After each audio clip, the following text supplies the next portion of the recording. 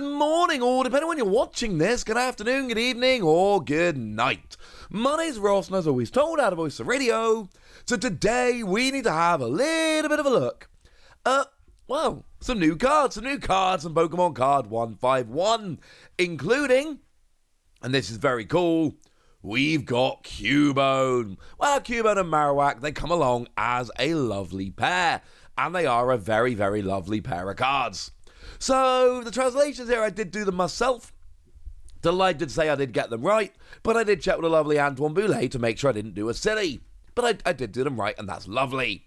So we really do need to start off with Cubone here, because Cubone is what makes this whole thing tick. Now, in terms of the attack here for Cubone, nothing terribly special. Single energy, flip 2 coins, 10 damage for each heads. I believe it's fair to say there's nothing about this which is going to get us particularly excited. The ability, however... the ability can get some excitement rolling. As long as this Pokemon is on the field, your Marowak's attacks deal 30 more damage to your opponent's active Pokemon. Two very important points about the translation here. In terms of when it activates, it's just on the field. There's no, it must be in the active. That would obviously be stupid. There's no, you can only use one of these. No. You got 4 Cubone out. You add 120 to each of your Marowak's attacks. Now, I know at this stage some of you are going, well, hang on a second. How am I going to have 4 Cubone out and then also have a Marowak which evolves from Cubone? That's dumb, Wassy. That's dumb. A lot of the time you're not if you're going for a pure Marowak deck, but do remember we've at least got Zoroark, and there's always weird little attacks and abilities we have to get around stuff like this. But remember we do have Zoroark, that lets you grab a stage 1 that isn't Zoroark from your discard pile and essentially swap it with Zoroark.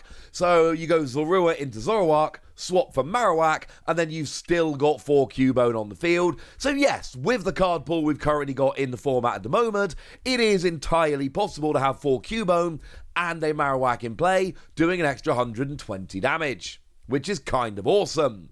So then, of course, we need to ask the question of, well, alright then, is Marowak any good? Oh, by the way, the second part is very important. It is only extra damage to the active. That is very important.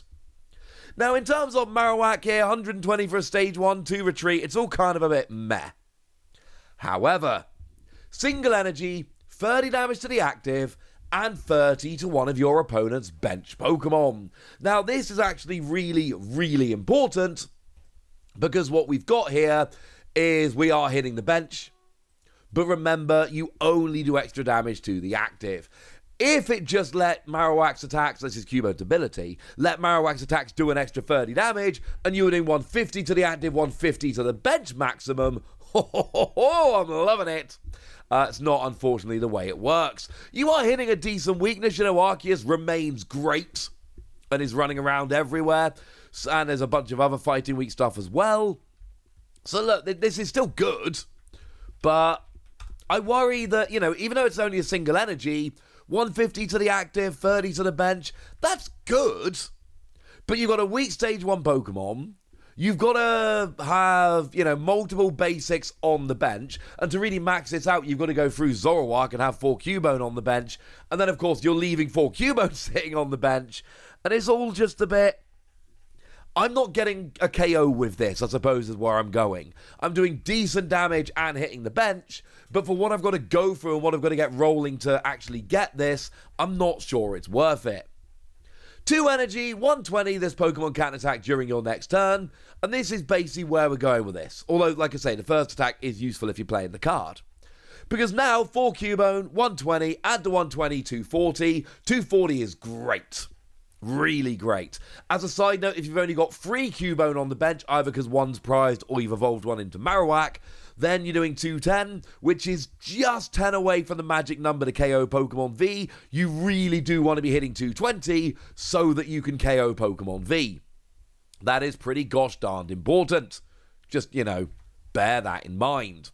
So, yeah, this is nice. You're doing 240 damage.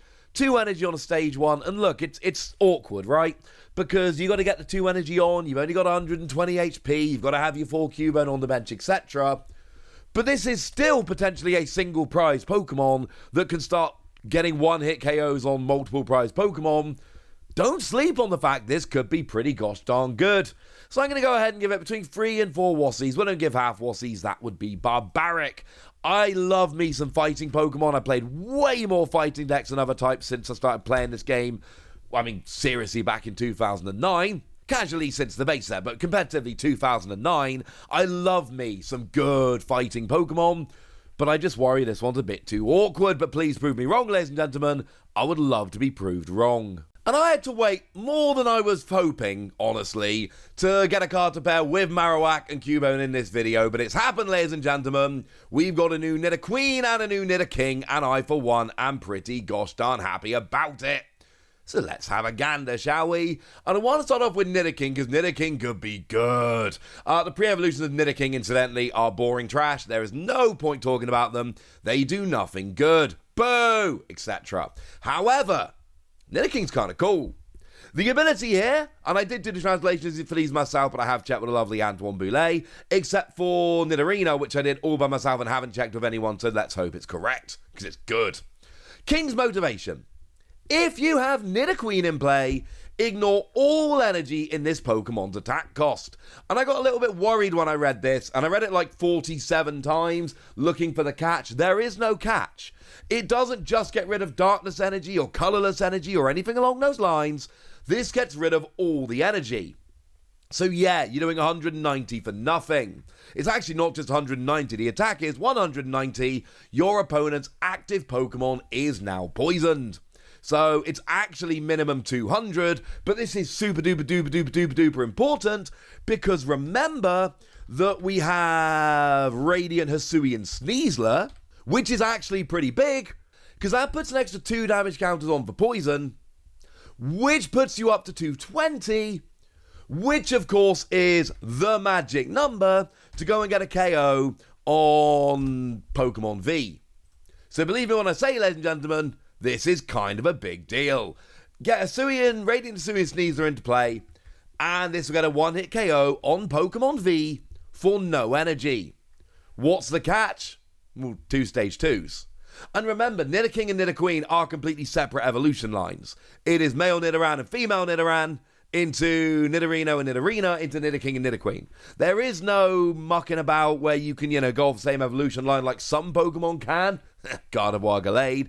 We are going up in separate evolution lines here, and that is a pretty big deal, frankly. That is important. But all of that aside, if you get both the stage 2s out, this is a good attack for I was going to say very little energy. That would be stupid. No energy, ladies and gentlemen. It's literally free. Yay! But again, you got to have 2 stage 2s out. What's Nidoqueen doing to help? Well, before we get to Nidoqueen, I actually want to have a look at Nidorina here, because Nidorina's really kind of interesting. Oh, Nidoran female does have an effect of the attack, but it's just poison. 20 damage plus poison. That's it. And it's for 2 energy on a basic. No one's using it. But Nidorina here, what we've got is single darkness energy. Search your deck for up to 3 Pokemon, show them to your opponent, put them in your hand, and then shuffle your deck. Yes. This is really good. This is really, really very nicely good. I'm a big fan of this, ladies and gentlemen. I am a very big fan of this. This is a very, very cool attack. Now, look. Obviously, the ideal situation is you get your Nidoran male and Nidoran female, you get them both out on turn 1, and then turn 2 you hit double rare candy in both the stage 2s. Obviously, that would be our preference here. Obviously, that's not going to work very often. I don't think that's unfair to say. What that means is that you need to kind of have a bit of help. And that's what Nidorina is here. It's a bit of help. Because what you do very nicely is you search out 3 Pokemon and then you're golden. And basically here you go and get your Nidoqueen, your Nidoking, and maybe a Nidorino. Hopefully you got a rare candy in hand. And then, turn 2, this is your attack. But then hopefully turn 3 you actually get the double stage 2, assuming your opponent hasn't wrecked your board at that stage, which they might have done because you're an evolution deck.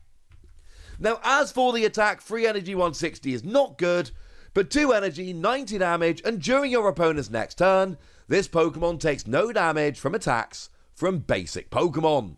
Now, it's really important to note you get protection from basic Pokemon. You don't stop the basic Pokemon you hit into attacking.